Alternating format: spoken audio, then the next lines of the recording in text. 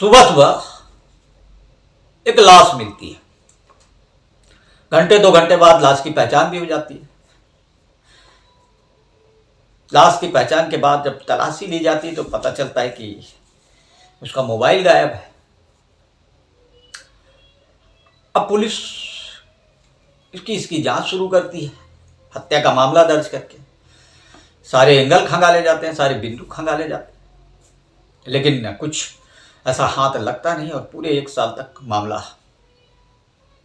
जांच में झूलता रहता है। 1 साल बाद जब मोबाइल ऑन होता है तब इस मामले का पर्दाफाश होता है। बड़ी ही रहस्यमय कहानी बड़ी थी। पुलिस का जो जांच इसमें हुआ और जो आरोपी पकड़े गए उनका सातिराना अंदाज मैं आपको इस कहानी में बताऊंगा तो आपको भी हैरत में पड़ जाएंगे आप। तो नमस्कार, बिराई टाकीज के इस क्राइम का स्टोरी में मैं संतोष यादव आपका स्वागत करता हूं। बात है 18 अक्टूबर 2007 की, रायपुर छत्तीसगढ़ की राजधानी और रायपुर से लगा हुआ सरोना का ओवरब्रिज। पटरी के किनारे ओवरब्रिज के नीचे एक 18-19 साल की युवक की लाश मिलती है। गर्दन कटी हुई, हल्की सी, सर पत्थर से कुचला हुआ, शरीर में जगह जगह जख्म के निशान। देख कर ही लग रहा था कि पीटा गया है। लाश को देखकर मौके पे जो सुबह मॉर्निंग वॉक वाले लोग हैं वो देखते हैं, मौके पे भीड़ जुटती है। पुलिस को सूचना दी जाती है तो आधे 1 घंटे बाद जो पुलिस है वो भी पहुंच जाती है, रायपुर पुलिस। उसके बाद जांच होती है, परिस्थिति जन्य साक्ष्य वहाँ से इकट्ठा किया जाता है, लाश की पहचान करने का प्रयास किया जाता है। आसपास के लोगों से पूछा जाता है तो कोई भी उसे पहचान नहीं पाता। घंटे 2 घंटे तक पुलिस की मशक्कत चलती रहती है। तभी कुछ लोग दौड़े भागे मौके पर पहुंचते हैं और लाश को देख के पछाड़ खा के गिर पड़ते हैं, रोने लगते हैं, चीखने लगते हैं, लाश को गले लगाने लगते हैं। पुलिस काफ़ी देर तक देखती है, रोने देती है, समझ जाती है कि शायद लाश इन्हीं के किसी की। एक व्यक्ति उसमें छूटता है 40-45 साल का और पुलिस को बताता है कि लाश उसके बेटे तेजकरण की। पुलिस पंचनामा तैयार करती है और लाश को पोस्टमार्टम के लिए भेज देती है। अब राजकुमार चौधरी का बयान लिया जाता है। तेजकरण चौधरी 17 या 18 साल का युवक था।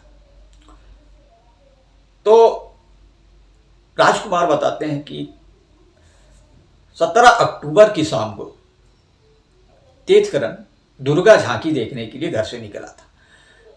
अब चूंकि रायपुर की दुर्गा झांकी पूरे छत्तीसगढ़ में प्रसिद्ध है और दूर दूर से लोग देखने आते हैं। जब वो रात भर लौटा नहीं तो परिजनों ने सोचा कि शायद झांकी देखने में, सुबह तक झांकी चलती है रायपुर, झांकी देखने में देर हो गई होगी, आता होगा। लेकिन इस बीच खबर मिली कि सरोना अंडर ब्रिज के पास ओवर ब्रिज के नीचे एक लाश मिली है। तो दौड़े भागे जब वो लोग आए तो देखा कि लाश तेजकरण की है। बताते बताते राजकुमार चौधरी चौंकते हैं। अब पूछते हैं, साहब मेरे बेटे का जब आपने तलाशी ली जेब की तो क्या मिला? बोले कुछ नहीं। तो बोलते हैं, साहब उसके पास नोकिया कंपनी का एक महंगा मोबाइल था।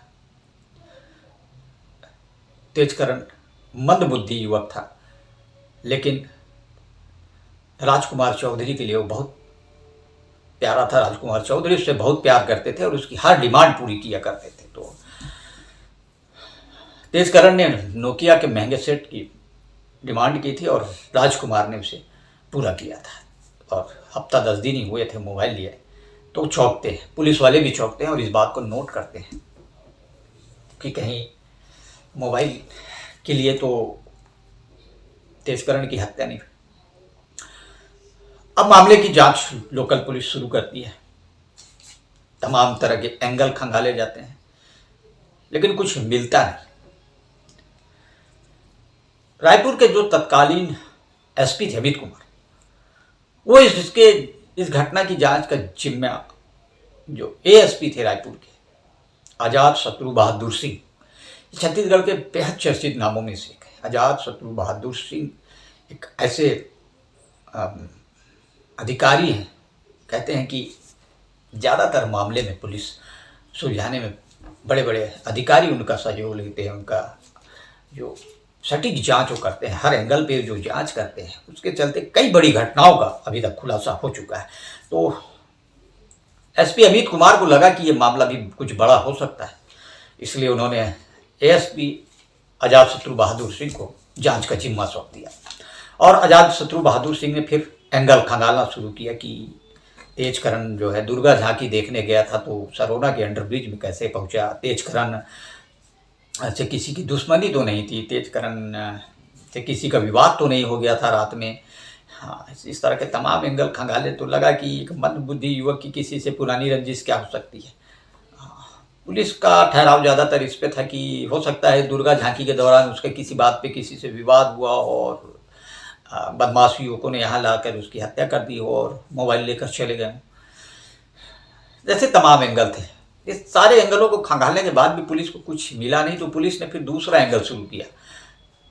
राजकुमार चौधरी जो तेजकरण मृतक तेजकरण के पिता थे, वो लेबर सप्लायर थे, लेबर सप्लाई का काम करते थे और उनके पास बहुत लेबर थे। तो उन्होंने राजकुमार चौधरी का बैकग्राउंड खंगाला कि कहीं राजकुमार चौधरी की किसी से कोई दुश्मनी तो नहीं है, उस दुश्मनी के चक्कर में उसने उसके पुत्र को मौत के घाट उतार दिया हो, कोई पुरानी रंजिश, कोई पारिवारिक रंजिश, कोई संपत्ति विवाद, कोई लेन देन का विवाद, सारे एंगल खंगाले। किसी लेबर से कोई विवाद कि कभी किसी लेबर को कुछ कह दिया हो और उसने गुस्से में बदला लेने की नीयत से ये सब कांड कर दिया हो। जैसे तमाम एंगल को पुलिस ने खंगालना शुरू किया, लेकिन कोई भी एंगल काम नहीं किया। और जितने लेबरों को उन्होंने बयान लिया, उनके पास से भी कोई ऐसा कोई जानकारी पुलिस को मिली नहीं। पुलिस बड़ी हैरान हो गई कि ऐसा कौन सातिर हत्यारा हो सकता है जो इतनी सातिरा अंदाज में हत्या करके चला गया, कोई किसी तरह का क्लू नहीं छोड़ा। जबकि पुलिस का एक कहावत है कि कातिल जब घटना स्थल पर आता है तो कोई ना कोई सबूत छोड़ के जाता है। यहाँ तो पुलिस के हाथ खाली थे। अब पुलिस ने मामला धीरे धीरे ठंडा होता चला गया, लेकिन पिता का तो अपने बेटे की हत्या का उनको जानना था कि आखिर किसने मारा, क्यों मारा। तो रोज बेचारे थाने जाते, पुलिस से गुहार लगाते कि साहब कुछ बताइए, कुछ मेरे बेटे की हत्या किसने की। यहाँ तक कि राजकुमार चौधरी ने 1 लाख रुपये का अपने तरफ से इनाम भी घोषित कर दिया। लेकिन पुलिस के हाथ खाली थे, पुलिस के हाथ कुछ लग नहीं रहा था, कोई क्लू नहीं मिल रहा था, कोई सबूत नहीं मिल रहा था। अब वो स्थिति ये आ गई कि बड़ी बैठकें होती थी, मीडिया में खबर छपती थी या अधिकारियों की बड़ी बैठकें होती थी। जब इसके बारे में पूछा जाता था तो कोई कुछ जवाब देने की स्थिति में नहीं रहता था। इतना शून्य और सन्नाटे वाली स्थिति थी। तो अजातशत्रु बहादुर भी इसमें फैले होते नजर आए। उनको लगा कि शायद पहला ऐसा केस होगा जिसको सॉल्व नहीं कर पा रहे हैं, जिसको सुलझा नहीं पा रहे हैं, कातिलों तक पहुंच नहीं पा रहे हैं। तो उनके मन में भी कुछ न कुछ एक ठीस थी, बस तो वो भी हो चुके थे। लेकिन उनको क्यों जाने लगता था कि जो तेजकरण का मोबाइल था, उन्होंने इसको ट्रैकिंग पे डलवा रखा था। जिस दिन ऑन हुआ उस दिन कातिलों का पता चल जाएगा, ये वो पूरे कॉन्फिडेंस के साथ कहते थे। उनका कहना था कि पूरा खेल मोबाइल पे है, जिस दिन मोबाइल ऑन हुआ मामले का खुलासा हो जाएगा। तो इंतजार करते करते साल बीत गया और 1 साल बाद, ठीक 1 साल बाद, घटना के 1 साल बाद मोबाइल ऑन हुआ। मोबाइल का लोकेशन मिला बिहार। तो पुलिस को लगा कि कहीं कोई व्यक्ति बिहार से आके एक मंदबुद्धि युवक की हत्या क्यों करेगा। तो तमाम तरह के सवाल फिर सामने आने लग गए। इसी सवालों के जवाब को तलाशने के लिए पुलिस की एक टीम को बिहार भेजा गया और पुलिस ने उस युवक को धर दबोचा। पुलिस उस युवक को से पूछताछ की तो उस युवक ने बताया कि मैंने तो इस मोबाइल को रायपुर का जो टाटीबंद चौक है, वहाँ एक मोबाइल शॉप था, वहाँ से खरीदा था।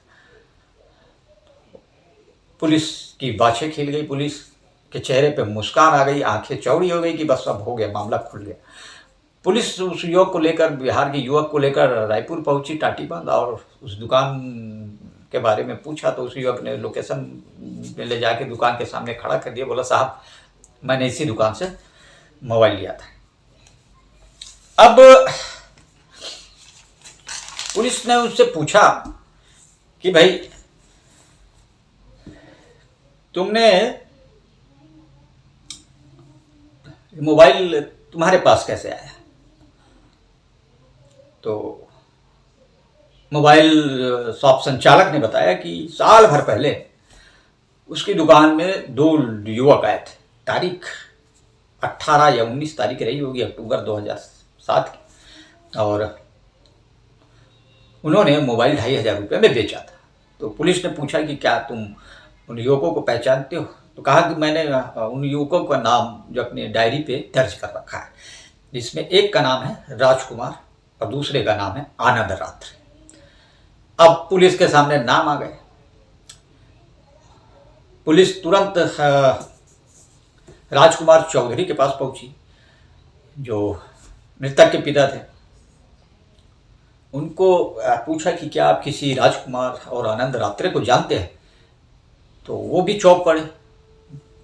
पूछा क्या साहब क्या हो गया? नहीं, बोले जानते हैं क्या? बोले हाँ, वो तो मेरे यहाँ के लेबर हैं, मेरे यहाँ ही काम करते हैं। पुलिस भी सन्न रह गई, पुलिस भी चौंक गई कि जो कातिल हैं वो आसपास ही मंडरा रहे हैं और पुलिस उनको साल भर से खोज रही है। फिर राजकुमार ने जिज्ञासा से पूछा चौधरी ने कि क्या साहब बात क्या है? तो बोले कि जो मोबाइल तेजकरण का गायब हुआ था उसे राजकुमार और आनंद रात्रे ने इस मोबाइल शॉप में बेचा था। तो राजकुमार ने माथा पकड़ लिया और उनको भी समझते देर नहीं लगी। पुलिस ने कहा, उन्हें शांत रहने के लिए कहा और बोले कि राजकुमार और आनंद रात्रे जहाँ काम कर रहे हो वहाँ ले चलिए। तो दोनों वहाँ जब पहुँचे, पुलिस वाले जब वहाँ पहुँचे तो दोनों वहाँ इत्मीनान से लकड़ी काट रहे थे। पुलिस को देखने के बाद भी उनके हाव भाव में कोई परिवर्तन नहीं आया। वो अपने काम बड़े इत्मीनान से, जो पुलिस बताती है कि ऐसा शातिर आरोपी जो पुलिस को देखने के बाद भी ना घबराया, ये जानते हुए भी कि कत्ल उन्होंने किया है, तो बड़ा स्थिति। तो पुलिस ने आजाद शत्रु बहादुर सिंह ने जाते ही पूछा, और राजू कैसे हो? तो बस आप ठीक हूँ। थोड़ा लेकिन चकराया कि मेरा नाम इन्हें कैसे पता कर। बोले चलो ठीक हो तो तुम्हारा खेल खत्म, अब थाने चलो, बाकी खेल वहीं होगा। तो दोनों घबराए और बोलने लगे साहब हमने क्या किया है? बोले ठीक है, हम थाने चल के बताएंगे कि तुमने क्या किया है। दोनों को थाने लाया गया, पूछताछ की गई, थोड़ा सा सख्ती बरती गई तो दोनों ने अपना आरोप स्वीकार कर लिया और बताया कि उस रात तेजकरण उन्हें रात में दुर्गा झांकी देखने के दौरान मिला और दोनों ने जब देखा कि उसके हाथ में महंगा मोबाइल है तो उन्हें लालच आ गया। लालच आ गया तो किसी बहाने वो तेजकरण को सरोना अंडर ओवर ब्रिज के नीचे ले गए और मोबाइल छीनने का प्रयास करने लगे। बाद में उन्हें लगा कि तेजकरण भले मंदबुद्धि है लेकिन अपने पिता को सारी बात बता देगा, तो उन्होंने उसे पीटना शुरू कर दिया और पीटते पीटते अधमरा कर दिया। जितना वो पीटते थे उतना तेजकरण जोर जोर से चिल्लाता था, रोता था। तो इन्हें लगा कि अब मामला और बिगड़ सकता है। तो आनंद रात्रे के पास एक छोटा सा चाकू था सब्जी काटने वाला, तो उसने गला उसका काट दिया और थोड़ी देर तड़पने के बाद तेजकरण की वहीं मौत हो गई।